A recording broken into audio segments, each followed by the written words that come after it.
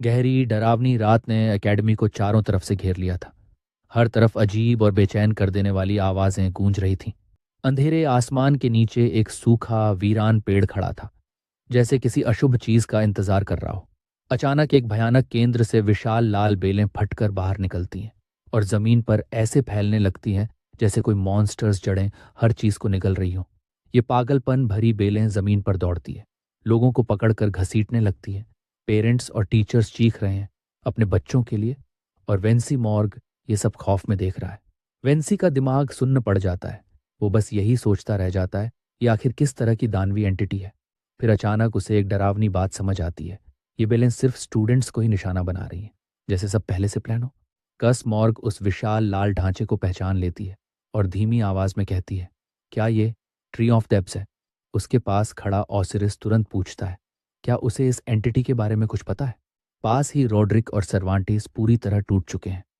Osiris बताता है कि उसके 4 छोटे भाई बहन खींच लिए गए हैं, और सर्वांटीस रोते हुए चिल्लाता है कि उसका बेटा भी चला गया।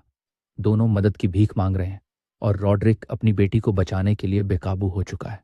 गुस्से में कुस चिल्लाती है, सबको शांत होने के लिए कहती है, पैनिक से कुछ नहीं बदलेगा, पहले समझो क्या हो रहा है। बेबस वेंसी झुककर कस के पास आता है। उसकी आवाज़ कांप रही है। वो उससे मदद और जवाब मांगता है। कस धीरे से कहती है, उसे सब कुछ नहीं पता, लेकिन ये चीज़ मास्टर स्नेक जैसी किसी एंटिटी से मिलती है।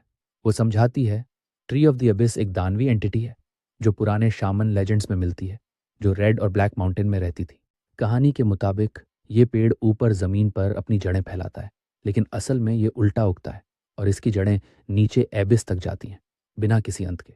वो निष्कर्ष निकालती है, इसके अंदर की स्पेस एक टूटी हुई अजीब डायमेंशन है जो एम्पायर के मैजिक टावर से भी ज्यादा खतरनाक है। सर्वंटीज गुस्से में बीच में बोल पड़ता है, पूछता है कि बच्चों को बाहर कैसे निकाला जाए।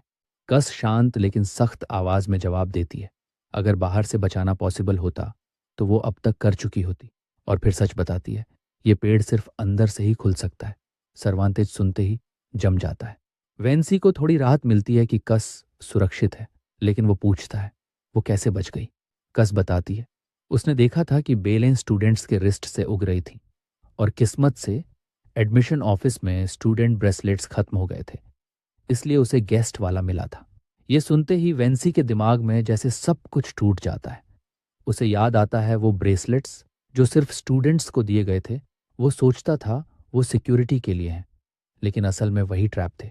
बेबस और टूट चुका वेंसी घुटनों पर गिर जाता है, खुद को इस सब के लिए जिम्मेदार मानते हुए। उसकी आंखों से आंसू बहने लगते हैं। गिल्ट उसे अंदर से तोड़ देता है। वो खुद को कोसता है कि उसने अपने ही स्टूडेंट्स को मौत के मुंह में भेज दिया। उसी बीच छोटी पोमेरियन रोते हुए ओसिरिस की पैंट पकड़ लेती है, पूछती है, क्या उसके अंकल वापस नहीं आएंगे? ओसाइरिस उसे उठाकर चुप कराने की कोशिश करता है, और पास ही कस खड़ी है, टूटी हुई जमीन के किनारे, नीचे फैली विशाल जड़ों को घूरते हुए। उसकी आंखों में हल्की सी चमक है, कोई डर नहीं। उसे पूरा यकीन है, जिस लड़के को वो जानती है वो इतना आसानी से हारने वाला नहीं है।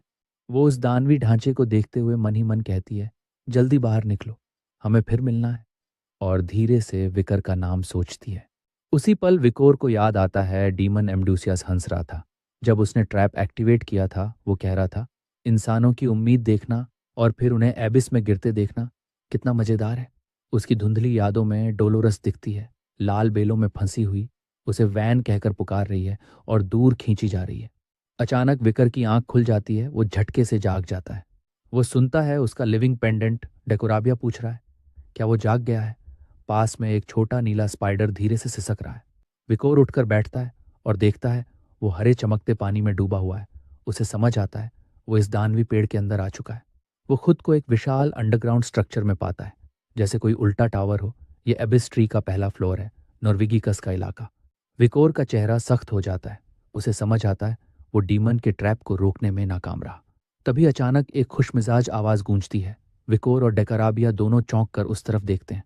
अंधेरे से एक डरावनी मुस्कान उभरती है, पीले दांत चमकते हुए। वो कहता है, डरने की जरूरत नहीं है। एक अजीब गोबलिन जैसी फेरी सामने आती है, लाल आंखों के साथ। खुद को टावर का गाइड बताती है और कहती है, सिर्फ वही बचेगा जो सबसे पहले नीचे पहुंचेगा। तभी अचानक एक चमकता हुआ सिस्टम इंटरफेस सामने आता है और अनाउंस करता है, टावर के रूल्स अब लागू हो चुके हैं। विकोर को लेवल 1 वॉरियर रजिस्टर कर दिया जाता है। एक बड़ी स्क्रीन पर उसका स्टेटस दिखता है। लेवल फिर से 1 हो चुका है। स्ट्रेंथ, एगिलिटी और हेल्थ की बेस स्टैट्स सामने हैं, बाकी सब हिडन है। सिस्टम समझाता है रियल वर्ल्ड की ताकत यहाँ सिर्फ 1% रह जाती है और हर 1% 1 लेवल के बराबर है। लेकिन सिस्टम एक लालच भी देता है, यहाँ जो लेवल्स और स्टैट्स मिलेंगे वो बाहर जाकर हमेशा के लिए उसकी ताकत बढ़ा देंगे। विकोर चुपचाप स्क्रीन को घूरता है। डेकोराबिया शक में है। वो कहता है उसने कभी ऐसा एबिस्ट्री नहीं देखा जिसमें लेवलिंग सिस्टम हो। शायद ये एम्ब्ड्यूसियस की इवॉल्व्ड पावर है। विकोर चुप खड़ा रहता है। उसका दिमाग तेजी से हर चीज जोड़ रहा है। उसे अपनी पिछली जिंदगी याद आती है जब अम्बुशियस ने कोलोसियो एकेडमी में ऐसा ही ट्रैप एक्टिवेट किया था और कई यंग हीरोज वहीं मारे गए थे। उसे पता है ये लेवलिंग सिस्टम एक धोखा है, एक इल्यूजन जो असल में एक बंद प्रिजन है जहां से निकलना लगभग नामुमकिन है। विकोर समझ जाता है वो फंस चुका है एक ऐसी जगह जहां हर लेवल एक नई दुनिया है और हर नियम टूटा हुआ है। यहाँ फेलियर की कीमत साफ है। जो पीछे रह गया उसकी लाइफ फोर्स पूरी तरह खाली जाएगी और डीमन की ताकत बन जाएगी। उसे समझ आता है ये स्टूडेंट सैक्रिफाइस है डिस्ट्रक्शन के इस खेल के लिए, और इसलिए वो इतना लड़ रहा था। वो अपनी हार मान लेता है और तभी लाल आंखों वाले विशाल चूहे अंधेरे से निकलकर उसे घेर लेते हैं। गोब्लिन फेरी अनाउंस करता है पहला फ्लोर क्लियर करने के लिए नॉर्वेगिकस सीवर रेट्स को खत्म करना होगा। वो कहता है ये एफ रैंक है लेकिन संख्या ही इनकी ताकत है। विशाल चूहे गुर्राते हुए चारों तरफ से विकोर पर झपटते हैं। पास में डेकाराबिया माफी मांगता है, कहता है टावर उसकी पावर्स को दबा रहा है, विकोर को अकेले लड़ना होगा।